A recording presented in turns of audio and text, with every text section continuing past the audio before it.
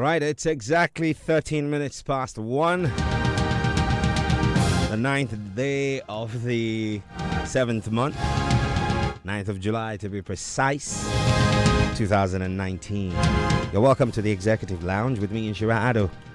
And as always, this is the Thought Leadership Show that brings you insights on various aspects of personal development, business development, growing your own enterprise, or contributing to the growth of an institution within which you find yourself as a critical stakeholder. So my guest today is a car care consultant, a startup business development analyst, and CEO of Cecil Ventures. He's a product of the University of Mines and Technology in Takwa. He's an award-winning professional in automobile engineering from the City and Guilds of London Institute. Holds a bachelor's degree in marketing, certificate in administration and management from GIMPA. The man has started a business and grown it to almost a decade, seen it fall flat on its face, and picked it up by the scruff of his neck and repositioned it. And so I thought it would be nice to get a practical insight into how we can use service quality and positive customer experience to differentiate building your business or a brand. As you all know, building a successful brand or business is beyond having a good product or great pricing, because the human being today is far more complex than it used to be many years ago, and the change and the evolution is even more rapid. My guest today is Emmanuel Awume of Cecil Ventures. Emmanuel, you're welcome to the Executive Lounge. Thank you. And it's good to catch up with you. Yes. How have you been? Oh, it's been great. Challenging though, but you got to keep your head afloat. And keep pushing it through. Okay. Yes. And to all our listeners who've just tuned in, we're live on Joy 99.7 FM, and we're also around the world at myjoyonline.com, also on facebook.com/joy997fm. Now, if you want to tweet, just mention me in the tweet as at @GHRainmaker or hashtag Executive Lounge. We're exactly 16 minutes into the hour of 1 in the afternoon, and we're going all the way till 2 p.m. The WhatsApp line to use if you have questions or insights you'd like to share, as well as Telegram, is 0244 340 437. So we're going straight into our conversation. Now, Emmanuel, it's quite interesting, but lots of entrepreneurs often say that was not the intended, vocation. Right. That they started out going to school with a certain career path in mind. And then somewhere along the line, they realized that they had to do things their way, become entrepreneurs, and find problems and fix them. Good. Did you start out wanting to be a car care consultant? It did start when I had to go to the regular educational system that has been set down for us through the primary to the SHS, then to the secondary. Now, no JSS, then to SHS. Now, in my second year at SHS, which we call secondary, then my time. Good. I realized, I had a strong passion into automobiles. Okay.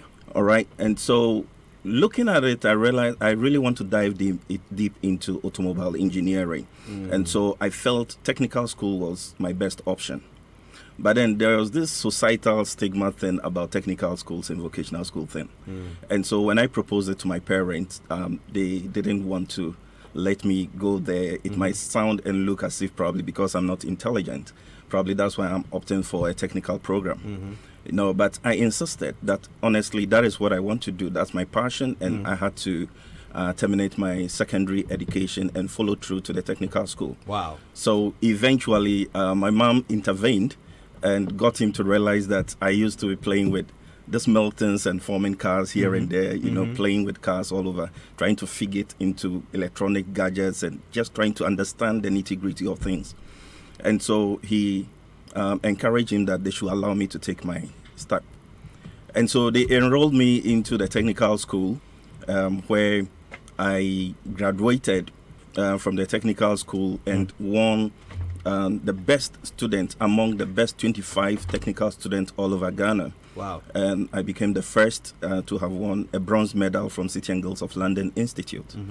Okay, so that gave me an encouragement that, well, the decision I took to want to develop my career at the early stage was right. My parents were also encouraged by that deed.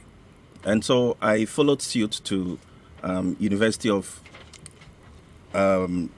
Science and Technology, School of Mines, Takwa, yeah, where I pursued the further studies, advanced studies in automobile engineering. Right. I graduated, I did my national service, and so I then decided to join the entrepreneurial field.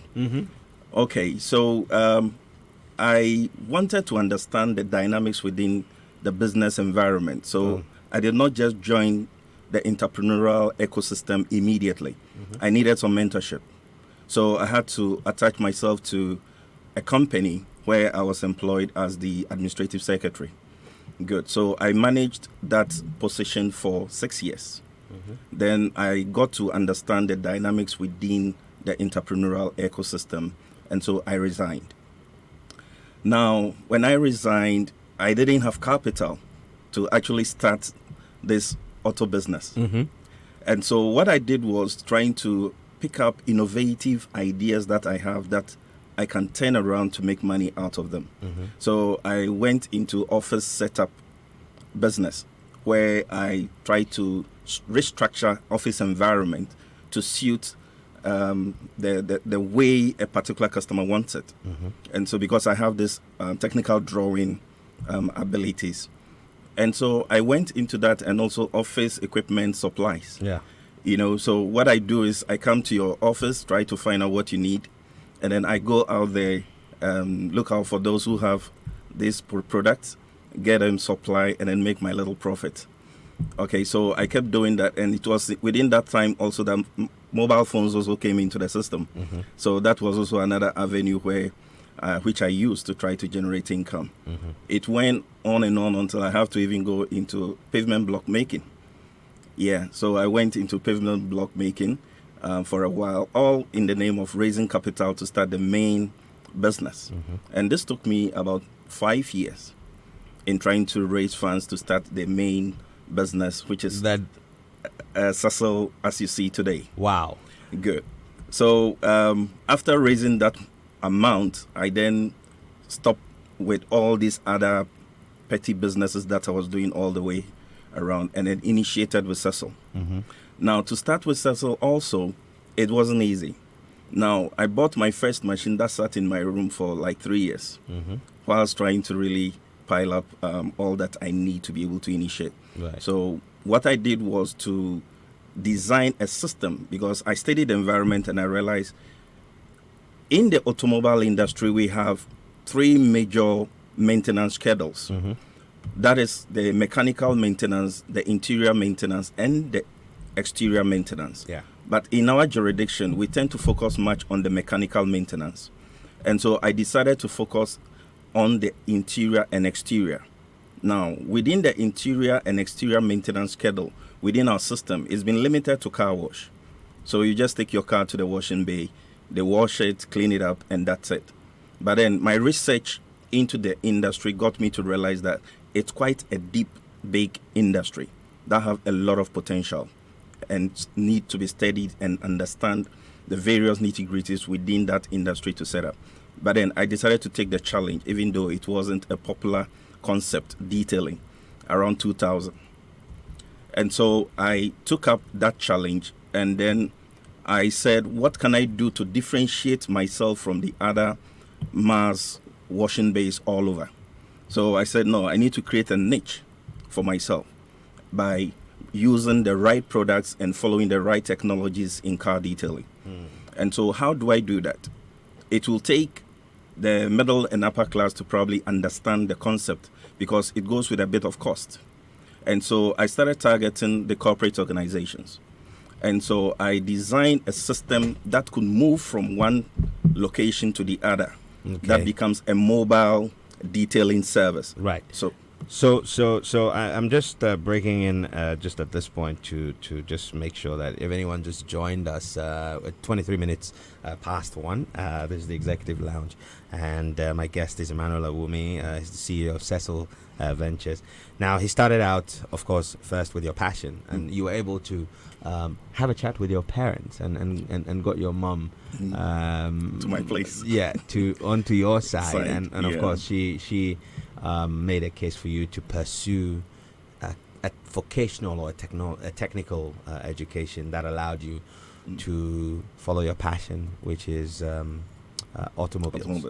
Now, after that, you mentioned something quite critical, that when you were starting out, you didn't have capital. Yes. But you didn't give up. You started by undergoing some form of training. You attach yourself to an organization. Yes. What did that teach you? It taught me the reality on the ground when it comes to entrepreneurship. Okay. Viewing it from afar, it looked that easy. You see those who are already in it operating seamlessly. Mm-hmm. And so it felt that easy. But then when I associated myself with this organization, I got to realize that it isn't as easy as I thought it was. Mm-hmm. Because there were quite a number of challenges to be going through in terms of even raising capital to maintain the business running, paying salaries of even workers. Mm-hmm. I mean, being able to pay utilities, how to even manage customers, keep and sustain them. You know, there were a whole lot of dynamics within the sector. That is what I really learned. And so I realized if I had just jumped in directly, I would have made more mistakes than I made. Exactly. Now, talking about mistakes, at what point did you realize that in the scheme of things, be it mistakes or failure to adhere to certain things, or the lack of the knowledge at that time, contributed to the failure of the business in its early in the first time around? Good. I think what I learned was quite encouraging because I really tapped into the knowledge of my then boss a lot that got me to start. Mm-hmm. Now, when I started, business started doing so well, okay, because I had to get one of the corporate organizations to allow me space within their premises to detail their vehicles. And so, but then what they told me was that I was going to be restricted in only detailing staff and company vehicles. Okay. They weren't going to allow cars coming from the public into the space. Right. But then I took advantage of that because I was dealing with the middle and upper class persons. And these are people who really understand my concept and help me market it. And so I took advantage and decided to do that. Mm-hmm. Now, when I started, another corporate organization, I sent a proposal there. They bought into the idea. But what they told me was that they can't get me space within their premise. So if I can have my own location, then they can arrange to bring their executive vehicles. Oh, okay. And so that challenged me because when I realized two corporate organizations have shown interest in my product, I then have to now try to get a permanent location to myself. So I started looking out for a space when I got a place within the Nhyira estate, someone's home, okay, a space that can take just one car at a time, gated community. And so I accepted it and took up the challenge because I said, how will they see me? How will people know I'm in there? But I said, the product quality will sell for itself. Okay. Depend on recommendation from the few people you work for. They will go sell you. So I took up the challenge, and trust you me, when I moved in there, I got all these corporate organizations following me out there. Now that's quite interesting. And, Yeah. and you talk about, the product quality being how you will be noticed. Exactly. How did you come to the point where you knew that if you did A, B, and C and tick those boxes, you would have satisfied the clientele you have to the extent that they would rather come to you than go anywhere else? How did you craft that customer experience that made them come back and tell others about you? Good. The key is research. in that particular industry. Okay. Now, doing the market survey, you look at your competitors. What are they doing? Are they really applying the right technologies to really give customers what they need? Because the customer comes to you coming with an expectation, and he wants to pay for that expectation, not for your service. You are rendering a service, but the customer is paying for his or her expectation. Mm-hmm. And so I have to research to find out, what can I do to really meet those customer expectations in the car detailing industry? Right. So my research revealed to me a whole lot of products that, when well used, and the mode of application and all that, can bring you the best outlook of your car, which is different from the way others are doing it. And so that gave me the cue. And so I started investing into products.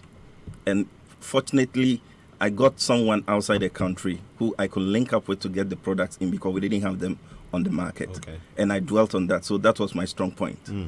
And so I used that to create a niche. Okay, so of course, you invested in understanding the space within which you are. Exactly. The acquisition of that knowledge, of course, led you to knowing that the products you need to make that difference was out there. Exactly. Now, let's go beyond the tools of the trade. So you've bought the chemicals you need and everything to detail a vehicle. Yeah. And some guy sets up right next to you. How have you been able to distinguish your service that you give? So outcome remaining the same. The same, right. But what is different along the path that makes people take their cars to your Service shop center from across the country? Good. Customer is key to me. Okay. Now, how do I survive? I only survive based on the customer. So my preference goes to the customer, how to always satisfy the customer. Now, there was a situation where I had to let a customer drive his car away off 1,800 Ghana cedis of a job done. Okay. Why? Because he complained at the end of the day he wasn't satisfied with something. Okay. And that thing could be done, but at another time. But then he wanted to make payment. And I said, until I get your satisfaction, I cannot take that money, because the money is meant for your satisfaction, not for the service I rendered. He was taken aback, because that was about 5 days of work on the car. All right. So he left, came back at another point in time before I accepted that. And that is one of the ethics I practice at my end.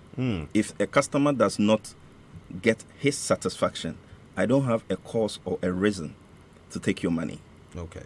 And so those are some of the practical things I do, and giving a lot of prime attention to customers. That is, aside the tools, that gives me the edge. As a hands-on leader, I mean, I've seen you at work. Sure. It's not just that you have a team that do the work, but you do the work yourself. You roll up your sleeves and get involved. Yes. So as the vision bearer, I can appreciate that you would pretty much go to sleep and dream about the business and wake up knowing what you need to do to please a customer. But when you work in a human institution, you have people who wouldn't always remember to consistently deliver that quality you're looking for. How have you ensured that the quality that I get on a Monday when you're around would be the same maybe on a Thursday afternoon, where maybe you're doing the school run, or you're delivering a vehicle to a client, or picking up a vehicle? Good. This is where structuring and training is critical. Structuring your business outlay. What are the procedures that need to be followed to come up with a particular result? You put them down. Now, those who are going to be in charge of going through those procedures, what do they need? They need training. So I spend much time in training, and also spend much time in ensuring that procedures are followed. Okay. So now, a practical example of this is, it helped me create a niche and a particular brand, such that I found myself in one particular company's premises where I operated for some time and had to close down after the contract was over. Now, 6 months into the line, I received a call from a customer asking me, what is wrong with your staff? What is wrong with your service? It seems your service is going down. Then I told him, no, I have moved off that premises for almost a year now. So that service you're getting is not my service. That service you're getting is not mine. Then he went like, oh, now I understand. Because this is the third time I drove into that premises and have to drive away. And I said, well, that is what you see. We try to keep to our brand. So wherever the branch that we have, because of the structuring and the training, you get the system running even without me. Right. And so I focus a lot on training and putting the right structures in place to keep the standards. Yeah, going. How would you, beyond just training, I mean, so if Cecil opened another 3-4 locations across the country, you physically can't be everywhere. How do you foresee the brand maintaining its standards across different locations? Good. I, at a point, had about 5 branches. And it worked. But then it put a lot of pressure on me because of the type and caliber of human resource or human capital I needed to employ. You know, in our jurisdiction, you hardly will want to get a graduate wanting to work in an industry like ours, not even a polytechnic graduate. And so you are dealing with school dropouts and people who are on vacation after SHS wanting to go to the university or proceed with their education and have nothing doing. They are such group of people I'm able to recruit. And so you need to keep following up. And that is one of the biggest challenge we have in the industry. You know, because of maybe their level of education and awareness, they tend to take things for granted most of the time. They take customers for granted. They take procedures and training issues for granted. And so you need to have an eye consistently. And that is actually why I'm into this full time. So I need to have consistency in following up through all the branches, you know, to make sure the standards are being kept. But then at a point, I had to go back to school. And so supervision slowed down. And then it started affecting the brand image because I started receiving calls from customers using some of the other branches of we not living up to expectation. And I realized that was affecting the brand. And so that culminated with other issues. I had to close most of the branches down to reduce the number such that I can have a visual eye and a monitoring and ensure that the brand is kept. You know, if you look at the fact that you tried to expand, well, first of all, expand, you also wanted to improve on your own breadth of knowledge. So you went back to school. It seems as though the business requires you physically present to function. How are you going to take it from where it is now to a point where it functions well and you have, like you said, the structures and things you're putting in place takes over? What's it going to take for you to run this thing almost like it's automatic? Yeah, it will take having the right human capital. Being able to get, for instance, maybe polytechnic graduates or even technical graduates or university graduates who will understand the future of this industry, who will really understand that having a business within the informal sector does not necessarily take you away from your pride of being an educated person. You know, there need to be a mindset change. And so until I could achieve that, what I'm doing is trying to look at the dropouts that I pick now. There are some of them that are very intelligent and that have found their way to realize that this is an industry they really want to get into. And so when I recruit, I try to look out for some of these minds. And so I try to do sort of like a succession plan. And so I have quite a number of them now who are really gripped on the ground and who can operate that business in my absence. Sometimes I come to work and I just get myself stuck in the office without stepping out.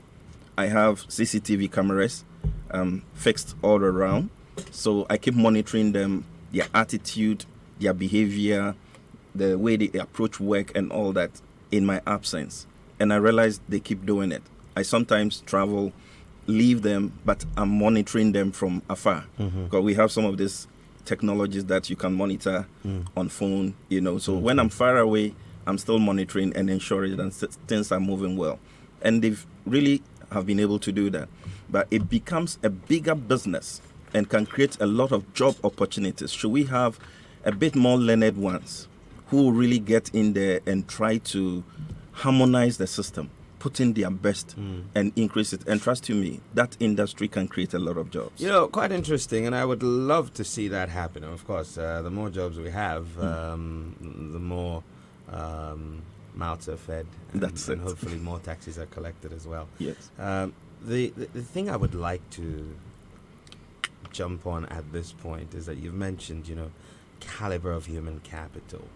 My question, therefore, is that do we find the quality we're looking for in the human capital, or do we create the quality out of the human capital that we find? It's both. Okay. I sometimes say that to be a customer relation person is just like to be an entrepreneur. There must be an inborn instinctive tuition in you, added to the training you have to be able to deliver an excellent customer service. Because you have a situation where you have a number of people in a particular environment. A customer walks in. You realize something is going wrong. Whilst you rise up to want to address that issue, many are those who are also in the same customer relation business who really doesn't see anything wrong. Which means that in customer service, there must be an inborn intuition coupled with the training you have to be able to exhibit or deliver an excellent customer service. Right. When you just pick just the ordinary person who have no intuition or instinct to realize that things go wrong when acts of omission or commissions are made, and you train that person to be a customer service, he will also follow procedures, but the instinct will be absent, and that causes a lot of problem. Wow. So in training, you have to also look at this aspect of people. That is why I mentioned the quality. So you need it too. That's interesting. So find someone with a certain foundation on which you can improve upon. Okay. All right. Great stuff. It's 40 minutes past 1 on the Executive Lounge with me, Nhyira. My guest is Emmanuel Awumi. He is a startup analyst, development analyst. He's also a CEO of Cecil Ventures. He's a car care consultant, and they do car detailing. See, I would like to... Let's just slide into the age in which we live today. Right. It's very easy for an unhappy customer today to tell the entire world how they feel. Likewise, good news is also told on the same digital platform. So business in the digital age. How do you manage situations where your ethos has not been fully applied? So a customer is unhappy at the end of the day that this one, it didn't go too well. And yeah, today, same way I would scream on top of my voice on social media that I got a great service at some place. When it doesn't go well, I'm most likely going to say that as well. So how do you deal with that? How do you get the service quality management in this place? Yeah. Just about yesterday, I finished the work for a customer. He came very early in the morning to pick up his car. I was at home doing my regular morning workouts. Then I received a call. Cecil, I think I'm not satisfied with something. I said, what is it? Then he started mentioning certain pointers. I said, give me 30 minutes. I'll be there with you.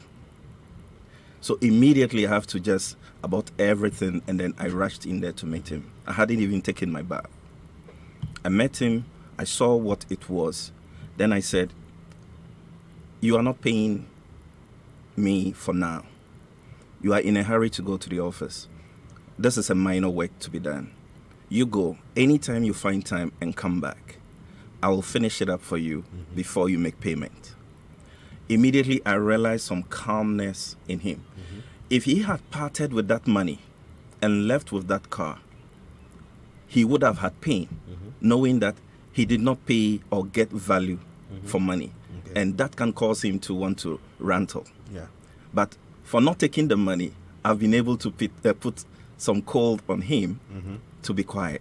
And this is one practical thing I do almost always to curtail, because it's an industry, you sometimes will make mistakes.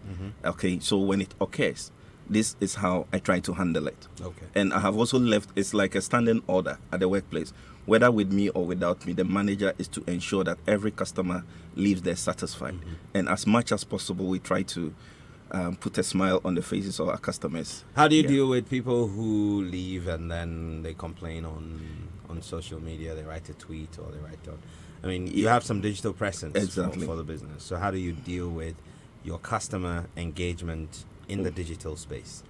Yes, when I get feedbacks that are negative, for instance, I immediately reach out to that customer, apologize to it. I know that these are some industry mishaps that could happen. We might not always be excellent. We strive to be excellent. And so I apologize and call back for the job for a free service.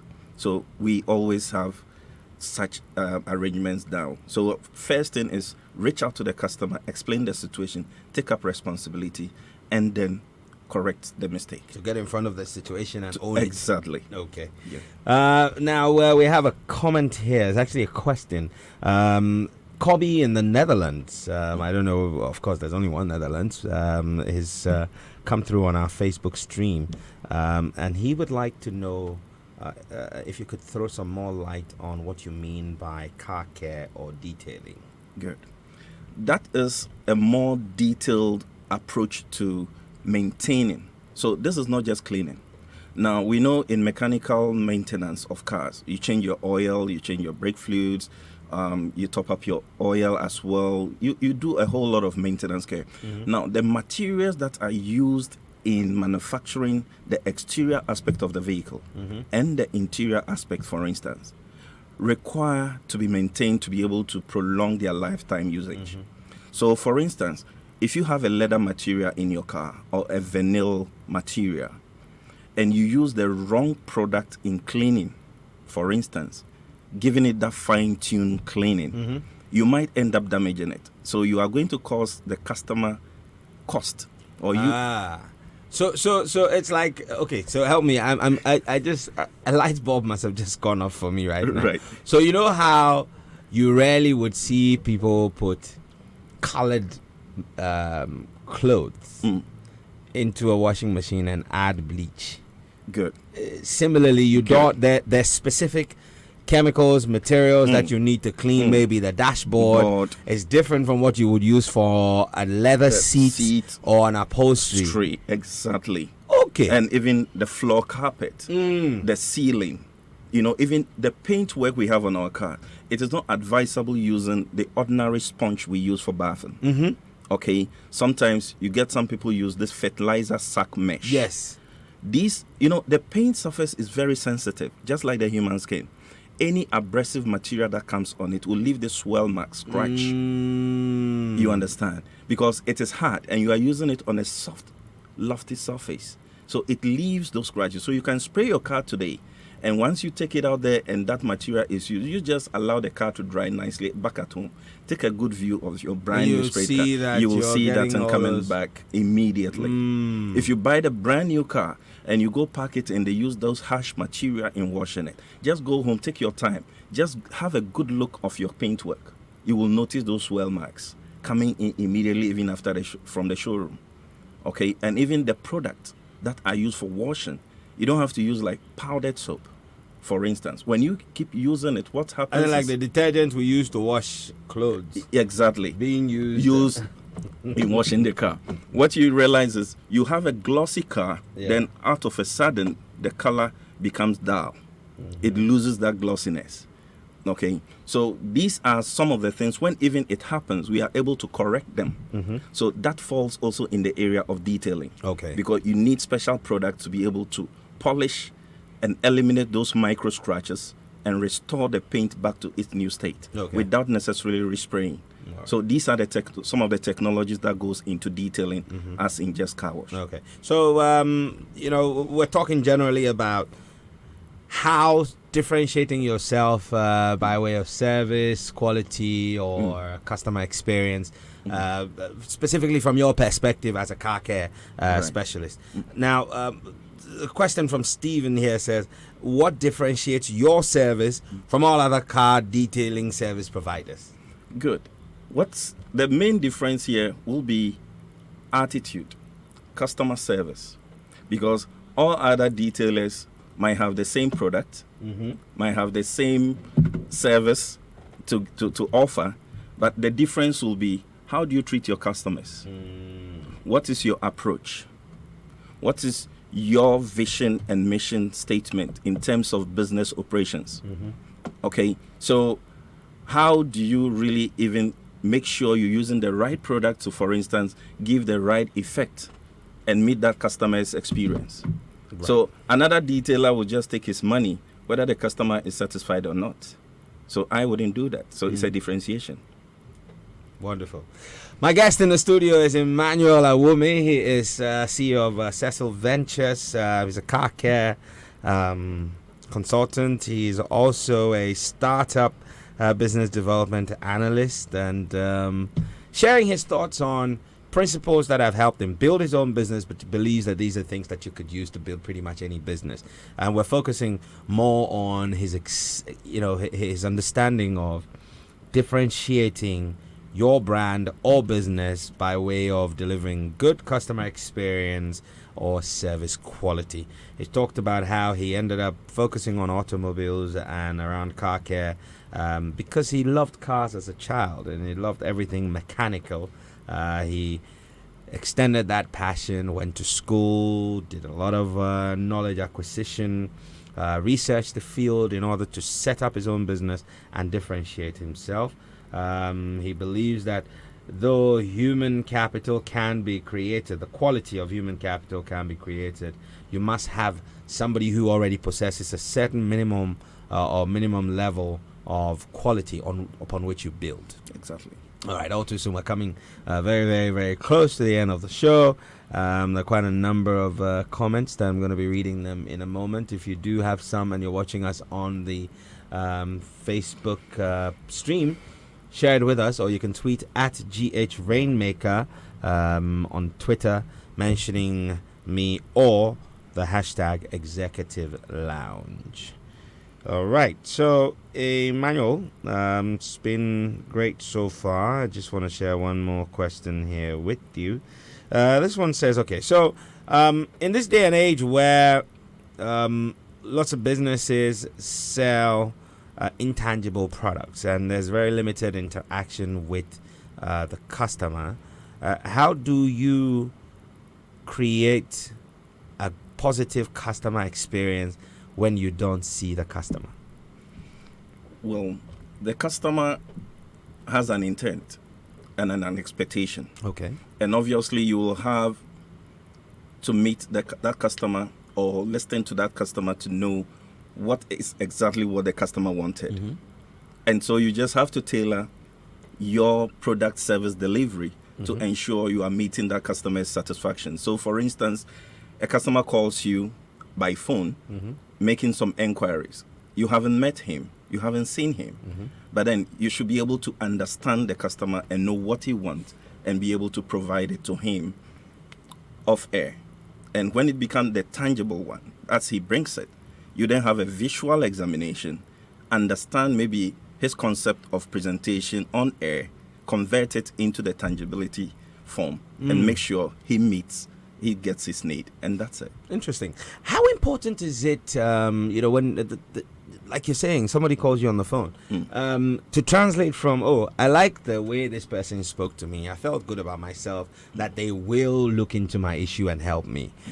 in the event that the communication is one that is written electronically, that you're not, so someone goes to your website, sends you an email, is there a way that you can get the right tone of voice? I mean, what is there a tone of voice for communicating with customers that you've not seen or heard, but you're just typing and sending them text? Good. That makes it interesting. In our area of work, physical examination is critical. Right. So when you communicate to me via phone or text, I always try to insist if you can make an appearance. Okay. Because, for instance, you said, I need to polish my car. Someone will say, I would like to wax my car. These are two different products. Yes. Okay. But we always refer to waxing as just the key. But professionally, waxing is different from polishing. Okay. Okay. And the product applications are also different. The approach is different. So when you tell me, I want to wax my car, I want to understand why you want to wax your car. And possibly or probably when you bring the car for physical examination, you might not need waxing. You might probably need polishing, because you have a reason why you're asking for waxing. You want the car to gloss, to look sweet and sharp. And probably you have a whole lot of micro scratches dotted all over, of which waxing cannot eliminate. So if I just accept to wax your car, you might pay for money that is not worth it. So I need to examine and advise you.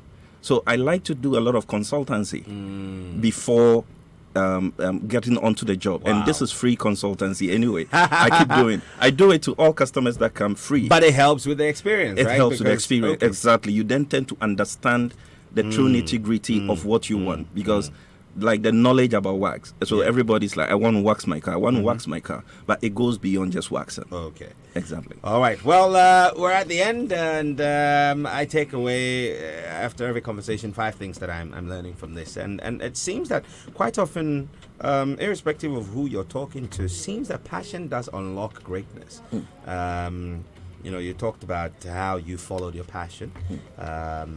And eventually went into the business that you wanted to do. Number 2 was seeking out mentorship. I think it's remarkable that early on you decided that you would require some mentorship, and so you attach yourself to an organization.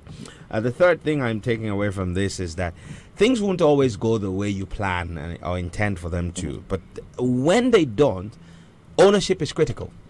You know, owning up and saying, okay, well, this is not my intent, and I take full responsibility, and I'll try and do better going forward. And then number 4 is standardization, that you can turn processes, be it intuitive processes that you may have created, but you can standardize them so they become references for repeatable success. Exactly. And then the final thing for me, knowledge. I think that acquiring knowledge in the space in which you are, the market, how things are done in the market, and juxtaposing all of that onto what you want to achieve for your business, the niche you want to create. How different do you want to be? Use that knowledge to create that differentiation. Exactly. Thank you very much, Emmanuel Aoumi, for talking to us. And I'm going to end the show. But do take note that in about 2 weeks, we will be... Okay, some people are already asking for your contact. Our very last episode. So in 3 weeks, we'll be bringing you live in the studio the young people's edition. So we want to hear wonderful stories of people who are already doing great things, but the future looks even brighter for, and we'll be bringing you the Future Watch edition every last Tuesday on the Executive Lounge on radio. My name is Nhyira. As always, I say go forward, make rain, shalom. Komla Adom is up next with the news, after which we jump into drive time. Again, thanks for listening. Thanks for watching on Facebook. And I leave you with Kofi Kinata's latest, Adam and Eve. It's one song that I've come to love, and I think you would enjoy it too. Homegrown talent, worth celebrating.